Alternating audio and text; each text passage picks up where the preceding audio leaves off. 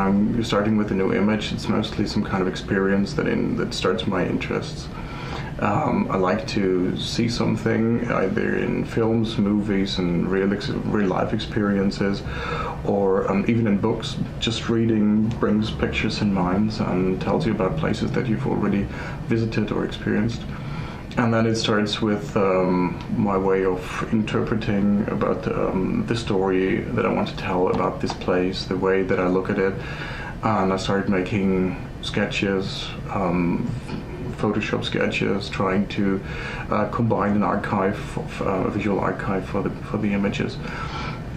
And out of all this, I'm creating the model in front of the camera in the studio. It is always about a story. A small-scale model can tell a story in a different way than a real-life space. In fact, for me, it is also the reinterpreting question or issue of reality. It's this parallel universe that you build, and in my case, I like it to be very, very close to reality. It may sound rude, but to me it is very often the case that structures, colors, textures define how we see a place, how we experience reality, how we experience sights. And I found out that slums, also as many other places, have very specific materials, very specific colors and these things.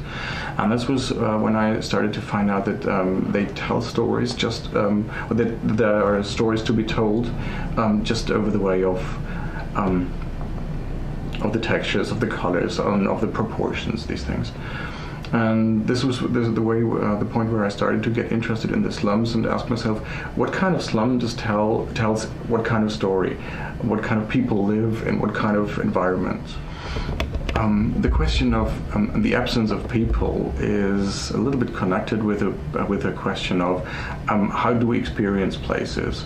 Of course, some places are experienced with a lot of people. It's public places, it's representative places.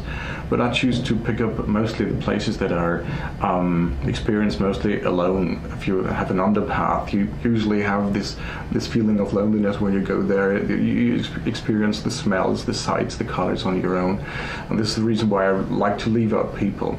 And the other reason is that I think when somebody is standing in front of the image, the film or the picture, he or she shall project himself or herself into the picture. And I don't want to have any identical figure in it. This would be some kind of quotation to romantic paintings where you have figures in the pictures and you have to use these figures as identifying figures.